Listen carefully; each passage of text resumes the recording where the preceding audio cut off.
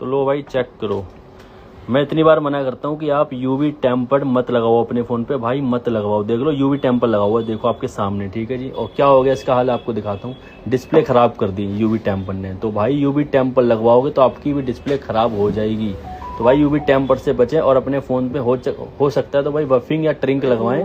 बाकी भाई फॉलो कर लें। देख लें सैमसंग 22 अल्ट्रा आया था, यूवी टेम्पर ने डिस्प्ले ख़राब कर दी। बाकी भाई फॉलो कर लें और अपने दोस्तों तक वीडियो पहुँचाएं ताकि वो यूवी टेम्पर लगवाने से बचें। बाकी फॉलो करें।